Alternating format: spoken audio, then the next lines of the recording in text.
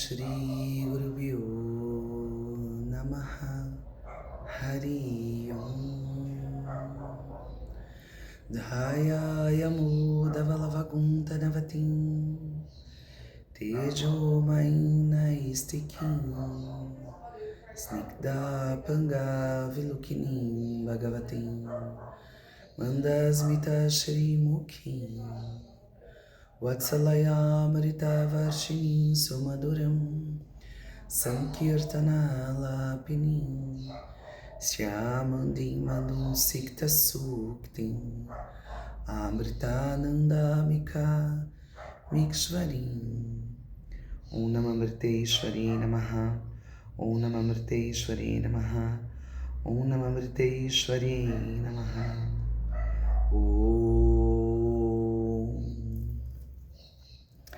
Olá, bom dia.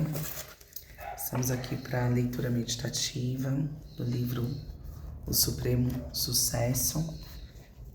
Esse livro aqui maravilhoso do Swami Ramakrishnananda Puri. Eu acho que vai ser uma grande oportunidade aqui para a gente ter um conhecimento maior sobre a vida e quem é a alma. Aquele que abandona o permanente em busca do efêmero, perde o permanente e nem sequer permanece com o efêmero. Antigo provérbio indiano. No mundo moderno existem inúmeros caminhos para usufruir os prazeres dos 5 sentidos.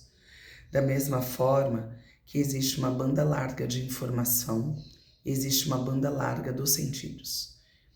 Desde o mais desprovido até o mais abastado na sociedade, todos estão inclinados a perseguir os prazeres materiais, acreditando que a gratificação do desejo seja a forma mais elevada de felicidade que o mundo tem para oferecer.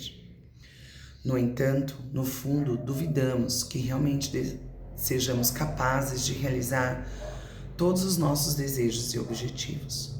Sabemos que um milionário talvez não tenha filhos amorosos, que um atleta olímpico medalhista de ouro pode estar sofrendo de estresse e que o casamento de um astro de cinema pode estar estremecido. A verdade é que nada no mundo externo pode oferecer um contentamento duradouro. É claro que isso não quer dizer que os seres humanos não devam buscar a felicidade do mundo. Entretanto, enquanto desfrutamos dos prazeres terrenos, também deveríamos ser capazes de entender sua verdadeira natureza e procurar aquilo que nos dá a felicidade permanente. A única pessoa que satisfaz todos os seus desejos é aquela que transcendeu a identificação com o corpo, a mente e o intelecto, realizando assim sua verdadeira natureza. O ser universal presente em todos os seres como consciência pura. Quando percebemos pela existência pessoal direta que existe somente um único ser, entendemos que não existe mais nada a conquistar em toda a criação e somos capazes de mergulhar num oceano de bem-aventurança, que é a nossa própria natureza, a nossa última morada. Tendo tido a boa sorte de viver ao lado de Ama pelos últimos 27 anos, quis compartilhar algumas das experiências que tive com ela, assim como as lições que aprendi ao longo do caminho. Os artigos aqui apresentados são baseados na tradição da sabedoria védica, assim como nas minhas experiências com uma Satguru, que é um verdadeiro mestre. Analisam algumas das armadilhas na estrada para a autorrealização, assim como os benefícios infinitos que obtemos com esta vitória final sobre o nosso ego. Um devoto me disse certa vez, a ama é charada envolta em mistério dentro de um enigma. Não só não sabemos quem a ama é, como também não sabemos quem somos. Por outro lado, a ama sabe, a partir de sua própria experiência, que ela e nós, e toda a criação, somos um. É por isso que milhões de pessoas de todas as camadas sociais, de todas as raças e religiões e de cada canto do globo buscam o amor e as bênçãos da Ama. Mas ela não quer que permaneçamos na escuridão.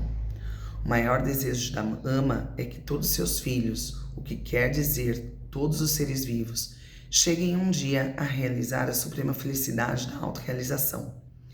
Esse é o sucesso mais sublime que alguém pode almejar na vida. A Ama é a mestra suprema que pode nos levar a Ele. Que suas bênçãos e graças nos ajude a alcançar este sucesso supremo. Swami Ramakrishnananda Puri, Amrita Puri, 27 de setembro de 2004. A vida da Ama, em poucas palavras. Nossas habilidades concedidas por Deus são um tesouro destinado a nós e ao mundo. Essa riqueza não deveria nunca ser mal utilizada e transformada em um peso para nós e para o mundo. A maior tragédia da vida não é a morte. A maior tragédia é permitir que o nosso grande potencial, nossos talentos e capacidade sejam subutilizados, permitir que enferrujem enquanto vivemos. Quando usamos a riqueza obtida da natureza, ela diminui, mas quando usamos a riqueza dos nossos dons internos, ela aumenta. Sri Mata Amritananda Mayi.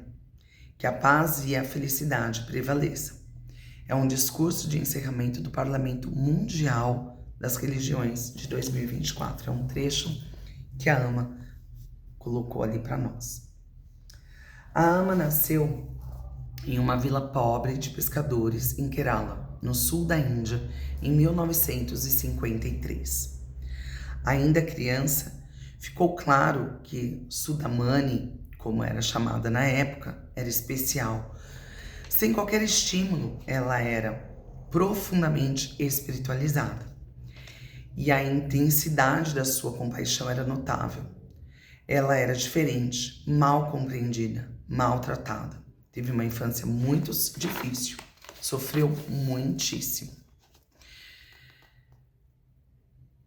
E uma vez perguntaram para Ama, por que as pessoas sofrem? Na verdade, não é que perguntaram para ela, desculpe. Ama se perguntou por que as pessoas sofrem. Qual é a causa básica do sofrimento? Ela sentia uma presença tão forte de Deus dentro dela que queria confortar e elevar espiritualmente aqueles que eram menos afortunados que ela. De certa forma, foi assim que a missão da Ama começou. Ela compartilhava sua própria comida com os famintos, dava banho e vestia os idosos que não tinham ninguém que cuidassem deles. Ela era punida quando dava comida e os pertences da família para os pobres, mas sua compaixão era tanta que não conseguiam detê-la. As pessoas começaram a notar que havia algo de extraordinário em Sudamani.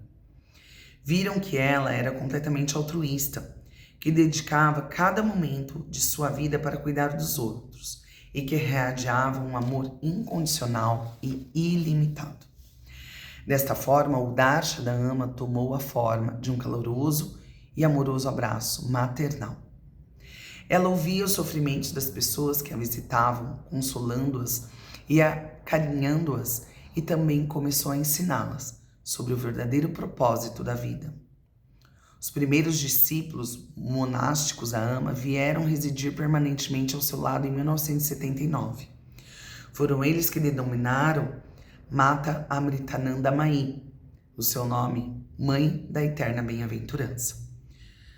Em 1981, a construção de algumas poucas e humildes cabanas de sapê junto à casa da família da Ama marcou o começo do cemitério de Mata Amritananda Mayi.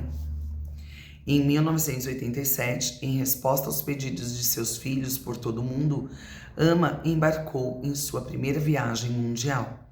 Hoje, tanto na Índia quanto no exterior, Ama é reconhecida como uma das principais líderes espirituais do mundo. Nos últimos 30 anos, a Ana abraçou e abençoou mais de 23 milhões de pessoas. Hoje, o ashram da Ama é o lar de mais de 3.000 residentes.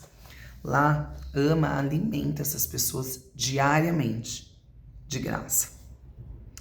Cada vez mais, a Ama é requisitada para aconselhar não só indivíduos, mas também a comunidade global de nações e crenças.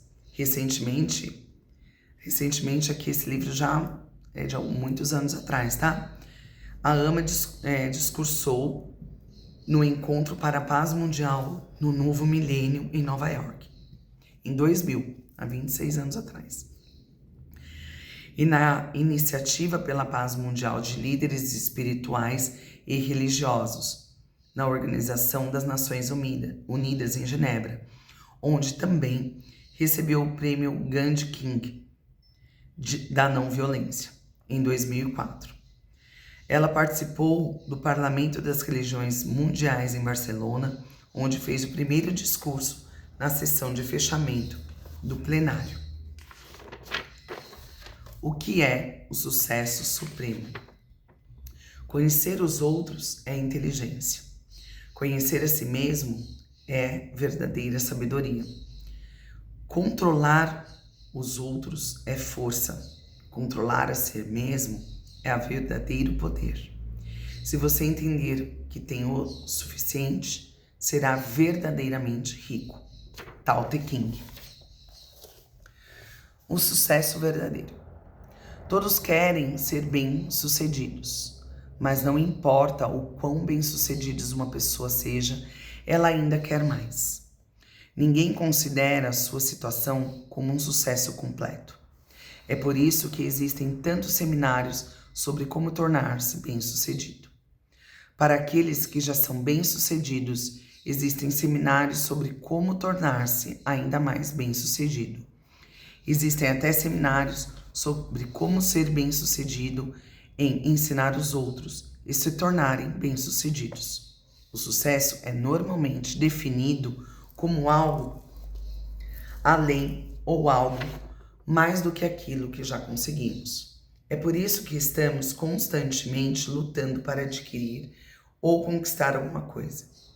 Algumas pessoas correm atrás de dinheiro, enquanto outras buscam fama e poder. E claro, algumas pessoas se dedicam a alcançar metas nobres. Mas quando definimos o sucesso como a conquista de qualquer objetivo externo, nunca nos sentimos verdadeiramente bem-sucedidos. Entretanto, de uma perspectiva espiritual, todos possuem a mesma riqueza interna e têm o mesmo potencial inerente para o sucesso. Portanto, o que é o verdadeiro sucesso? De acordo com o antigo modo de vida indiano conhecido como Sanatana Dharma, existe uma conquista sobre a qual se diz Yao Labdav Naparam Labaham, que significa depois de conquistá-la, nada mais há para ser conquistado. Essa conquista é autorrealização. Realizar o ser significa vivenciar que seu verdadeiro eu interior e Deus são um e o mesmo. Esta realização é o verdadeiro sucesso. Todas as outras formas de sucesso ou conquista serão tomadas pela morte. Por outro lado, o conhecimento em primeira mão do ser superior permanecerá intocado, seja pelo que for, até pela morte. Da mesma forma que a eletricidade não é afetada quando a lâmpada queima, a morte do corpo de maneira alguma é afetada.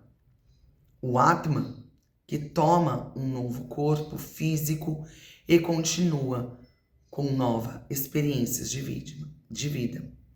Para aquele que realizou o Ser Supremo, a morte não é mais amedrontadora do que a troca de uma roupa velha por uma nova. O Atman, o eu verdadeiro, dá vida ao corpo. Da mesma forma que o veículo só anda se tiver gasolina, o corpo físico funciona por causa da presença do Atman. Esse eu universal, presente em todos os seres, também é chamado de consciência suprema, Deus ou simplesmente verdade.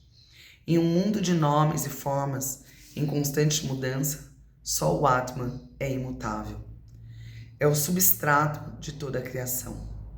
Aquele que tem esse conhecimento do Atman está sempre satisfeito. Plenamente estabelecido no Atman, o eu superior, tal pessoa vê somente o seu próprio ser em todo lugar e em todas as pessoas. Sendo assim, ela nunca se sente mais ou menos bem-sucedida do que os outros. Quando existe um segundo indivíduo, com quem a pessoa vai se comparar? O que ela vai querer quando ele não existe? A ama é o exemplo perfeito de alguém que alcançou o sucesso supremo. Ela não precisa nem deseja conquistar coisa alguma ou se tornar de algo diferente. Está sempre satisfeita em seu próprio ser superior. É por isso que ela é capaz de dar tanto, mesmo na tenra idade de 3 ou 4 anos. Na fase em que as crianças só pensam em seus brinquedos e jogos, Ama já ajudava os necessitados, dando-lhes comidas e roupas de sua própria casa. Pessoas de todas as origens, consideradas bem-sucedidas em suas respectivas áreas, vêm procurar a Ama em busca de orientação e bênçãos. Apesar de seu suposto sucesso, elas buscam algo mais.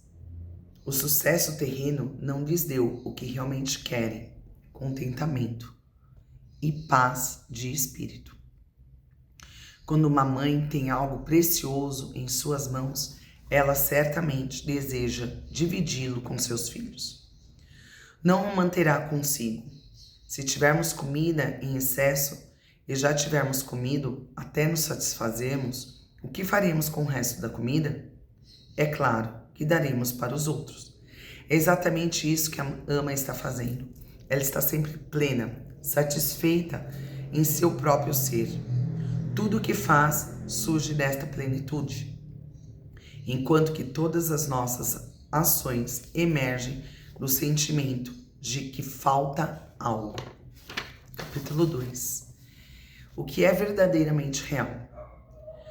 Quando os Mahatmas, os grandes gurus, olham para o mar, eles não veem as diferenças entre cada onda, ou mesmo a diferença entre as ondas e o mar.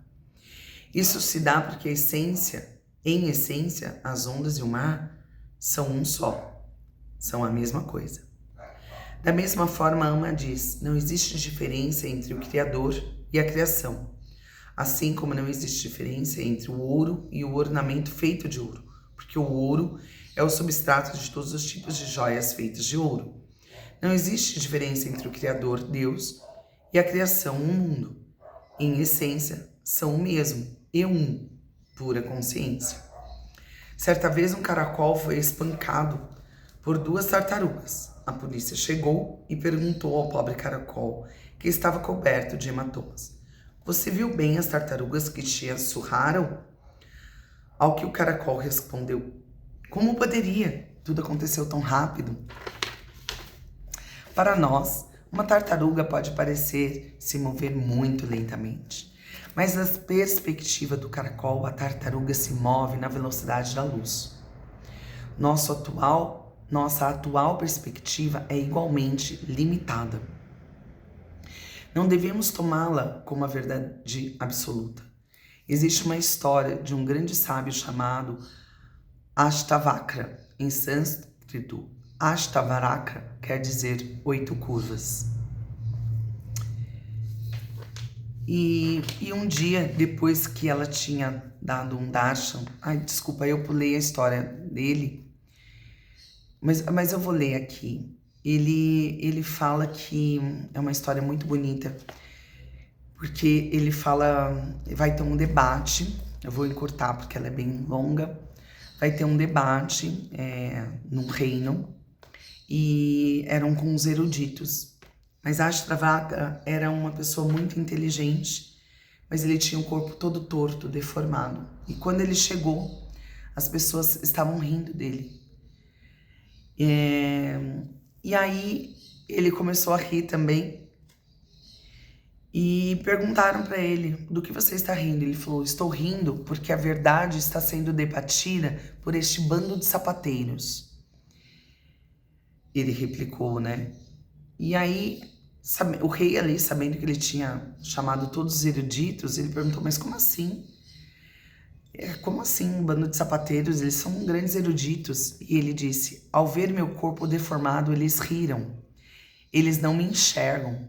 Julgam-me apenas por minha pele. Portanto, só posso supor que se dedicam ao couro e são sapateiros. Meu corpo é deformado, mas eu não. Olhem embaixo da superfície. Meu ser verdadeiro é inquebrantável, é reto e puro.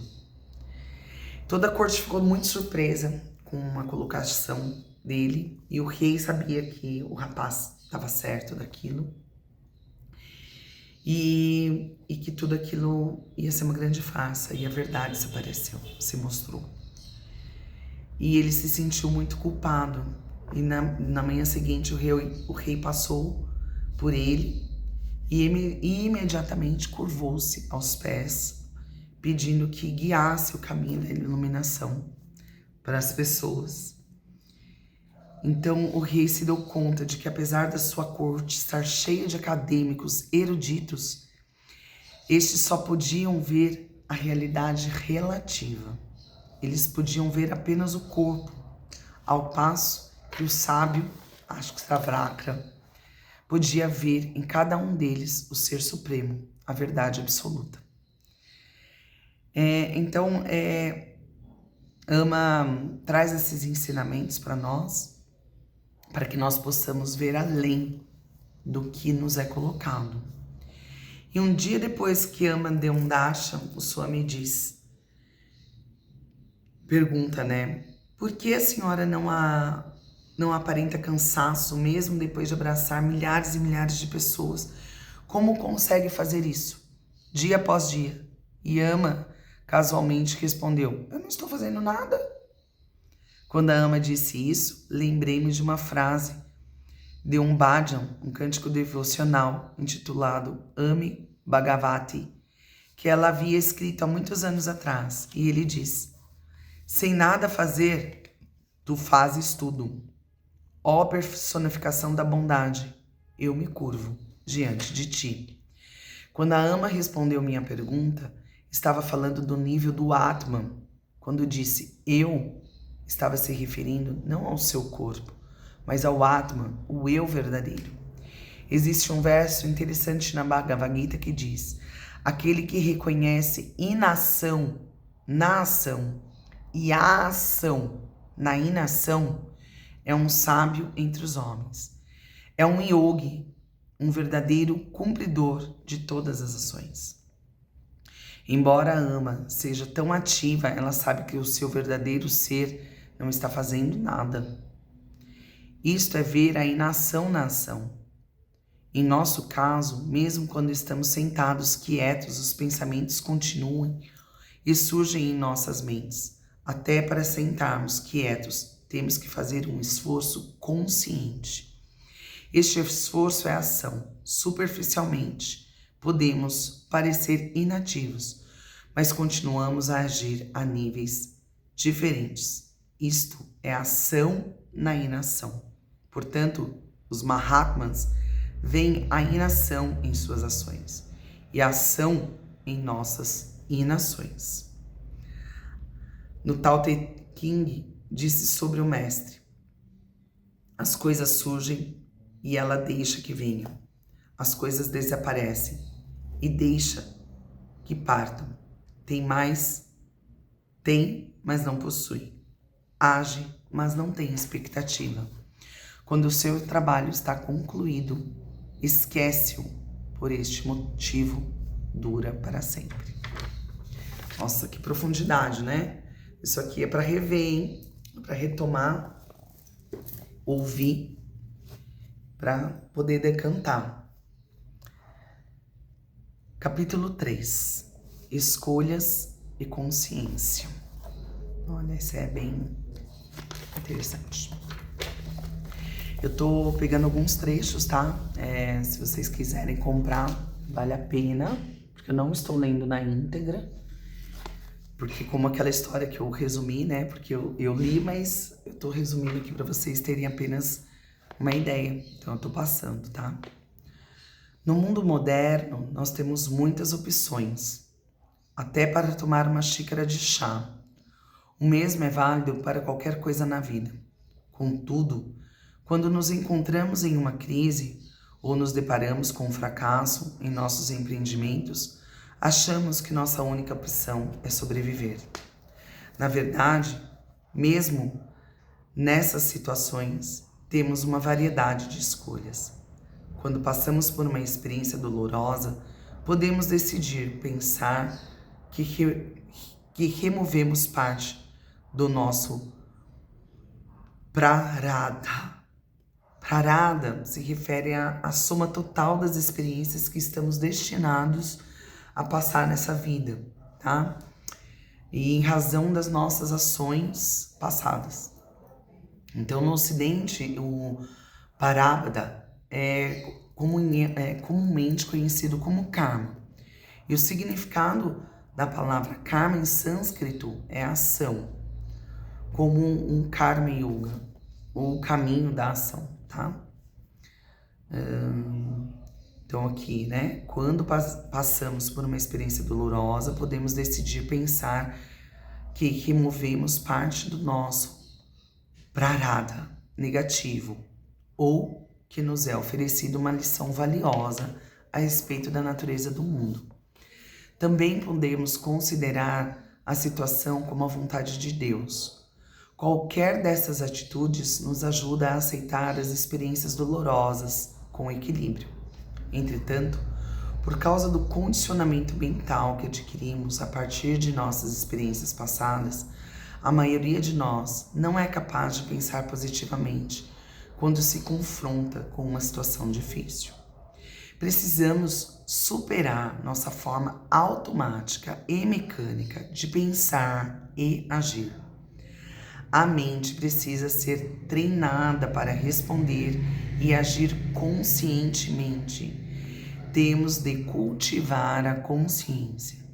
Ninguém quer sentir-se triste, mas às vezes todos nós ficamos deprimidos.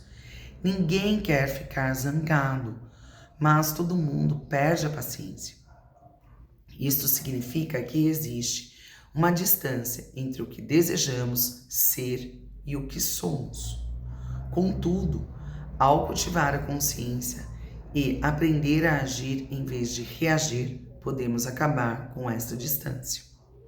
Em razão da natureza mecânica de nossa mente, frequentemente cometemos erros. Não somos capazes de avaliar apropriadamente nossas próprias palavras e ações, ou as palavras e ações dos outros. Se alguém nos elogia, achamos que ele ou ela é uma pessoa legal. Se essa mesma pessoa mais tarde nos critica, nós ficamos chateados ou aborrecidos com ela. No momento em que somos confrontados, não paramos para pensar se realmente é necessário reagir com raiva. Em um momento estamos calmos, mas em outro instante, se alguém chega e grita conosco, imediatamente gritamos de volta. Só depois é que nos arrependemos por termos perdido a calma. Quando treinamos nossa mente para agir e falar conscientemente, nos damos conta que mesmo quando a vida falha em nos dar o que queremos, temos outras opções além de reagir, movidos pela raiva ou pela frustração. Quando olhamos para a vida da ama, vemos que em circunstâncias nas quais a maioria de nós perderia toda a esperança, a consciência dela lhe deu a habilidade de agir de forma diferente. Quando seus pais negaram-lhe amor, em vez de sentir pena de si mesmo, ela pensou: por que eu deveria procurar receber amor? Em vez disso, deixe-me dar amor aos outros. Quando seus parentes e vizinhos a maltratavam e a criticavam, em vez de se incomodar pelo modo como era tratada, a ama concentrava sua mente em Deus. A espiritualidade é a técnica para aumentar o nosso nível de consciência. Meditar cantar, tentar seguir os princípios espirituais em nossa vida diária, tudo isso nos ajuda a desenvolver a consciência. Se pudermos cultivar mais consciência, poderíamos superar os obstáculos que nos impedem de realizar nosso verdadeiro ser. Nosso último capítulo. Olha, tá especial essa live, hein? Dedicação ao Dharma. Um conceito importante da espiritualidade oriental é o Dharma, tá? A palavra Dharma tem um significado muito profundo, muito abrangente e muito resumidamente ele é retidão, é dever. Também significa executar a ação correta no lugar certo, na hora certa. A fim de seguir o Dharma em nossa vida, precisamos de um entendimento completo da natureza da vida e das pessoas. Em uma situação desafiadora ou uma crise, muitas pessoas se esquecem do Dharma ou comprometem seus valores. A AMA sempre diz que a vida humana é obtida pelo mérito resultante das boas ações que executarmos em vidas pregressas. É claro que não podemos escolher onde ou quando iremos nascer, se vamos ser bonitos ou feios, baixos ou altos, ou quem serão nossos pais. Contudo, podemos escolher ser bons. Mesmo sendo gentis e generosos com os outros, pode acontecer de termos uma resposta negativa, mas isso não deve nos impedir de fazer o bem no mundo. Cabe a nós assegurar que esta bênção que Deus nos deu não se torne uma maldição para nós e para o mundo. Para tanto, precisamos fazer bom uso de nossas vidas. Todos nós temos muitas responsabilidades, cargas e compromissos na vida. Precisamos de uma força espiritual e emocional tremenda para viver uma vida com retidão. Em muitas situações, podemos ficar tentados a desistir do Dharma e comprometer nossos valores. Em um determinado momento, uma ação adármica, uma ação incorreta, pode parecer conveniente, mas no final, certamente, deverá levar a consequências desagradáveis para nós e para os outros. Por outro lado, viver com valores e de acordo com o Dharma cria uma base sólida para uma vida rica e recompensadora. Isso beneficia não só o mundo, mas também nos torna prontos para receber a graça de Deus, que é o fator mais importante para se obter sucesso, tanto material quanto espiritual. Bom, vou fazer, né, de 4 em 4. Então, eu acho que hoje a gente conseguiu observar muita informação aqui sobre a nossos capítulos, né? Falando sobre o que é o sucesso verdadeiro, sobre o que é verdadeiramente real. E o outro capítulo aqui, que são essas escolhas conscientes e sobre essa dedicação ao Dharma. Então, AMA faz com que a gente reflita bastante sobre todas as nossas ações, né? Sobre todo o nosso entorno. É muito importante que a gente tenha esse entendimento. E para hoje, eu vou falar para que quem tiver um japamala em casa, que a gente se conecte a essa força, a AMA. Hoje eu tive um probleminha, por isso que a live não ficou ali direto, né? Mas eu tô gravando aqui os livrinhos, né? Um livro que a gente leu e que temos muito aí para ler. Então, dizer para vocês que a gente deve agora procurar uma posição confortável, com a coluna ereta,